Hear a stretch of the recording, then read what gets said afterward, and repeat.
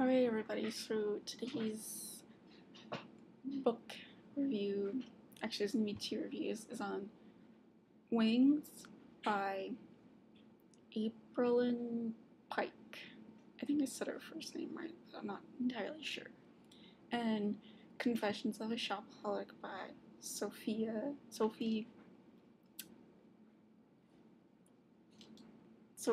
Kinsella, I think. Let me see.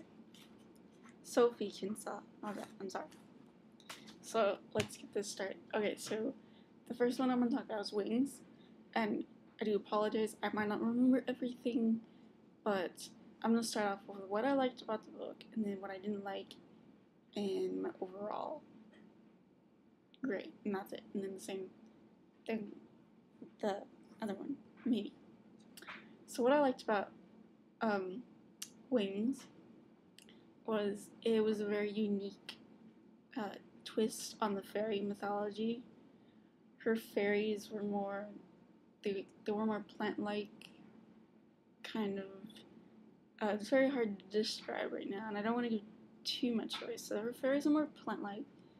They're not mischievous like fairies are often depicted. They take care of nature, I guess. They're more nature fairies kind of thing. And their natural enemies are trolls. They're either trolls or goblins, I'm not entirely. I can't really remember, and I apologize. I read this book a long time ago, and midterms just came up, and lots of studying, all kinds of tests. I totally forgot to do the video after I finished the book, so I apologize for not remembering. Another thing I liked is that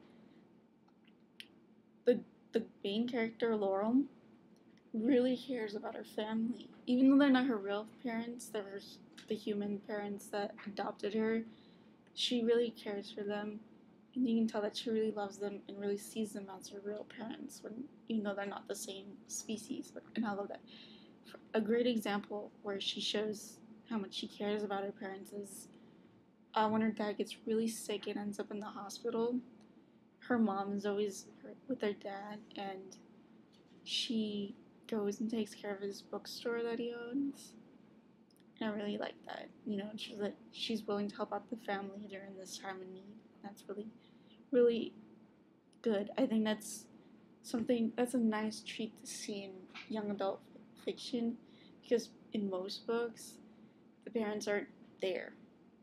You know, they're parents, but not really. They don't take care of the kid. They don't, and the child doesn't show. And another thing is that the child doesn't show that he or she has any sort of feelings for her parents or his parents. And that's really nice to see that in this book, that this parent and Laurel, or the main character, have a really good relationship with each other. They care about each other, and that's really nice. Another thing, I really like David, who's one of the male leads in the book, and I really hope at the very end of the series that he's the one she picks. Most of the time I go with, this guy or this guy. This time I'm going with David. He's a really sweet, nerdy guy, and I want him to get the girl in the end, because sometimes the nerds need love too. Let's see. What did I not like about this book?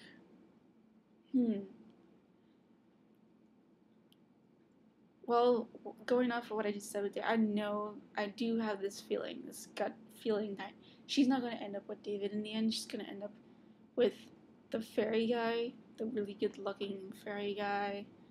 What's his name? Tommy? I think I'm pronouncing it wrong. I apologize. And I think she's going to end up with him just because there's signs. Like, they had that spark, that instant spark kind of thing.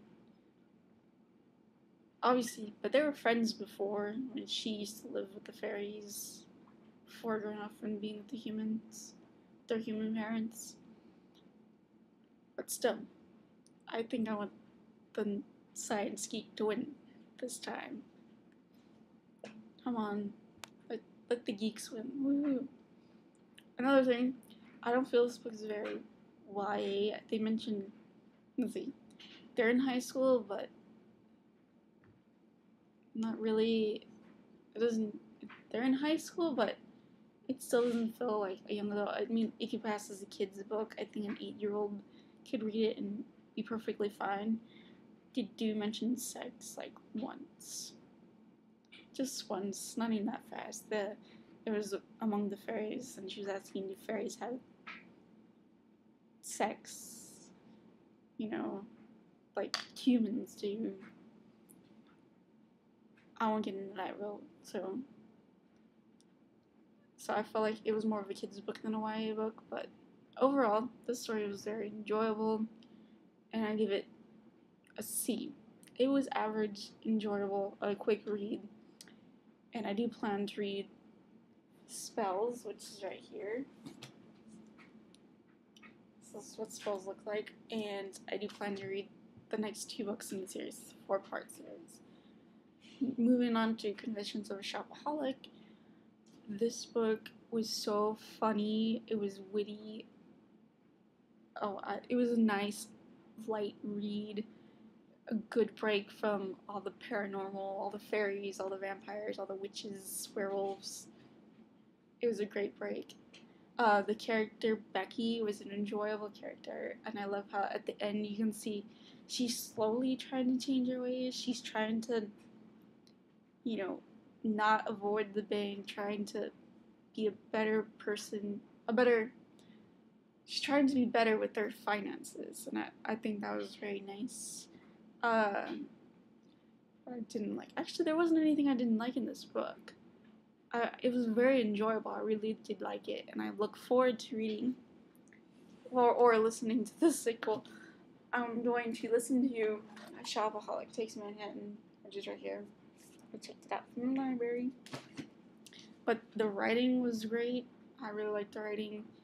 All the characters were really enjoyable. I really like how, Luke was the love interest. You can see him. You can see that he had a hard time with what happened with this company and how they treated some people, and he didn't really like that, and he didn't know. He was kind of upset about that, so that was nice. Overall, it was a very funny book. I thought it was hilarious how crazy she was with their shopping and everything. Oh, I had to have this. It was just funny. You really should read it. Once again, it is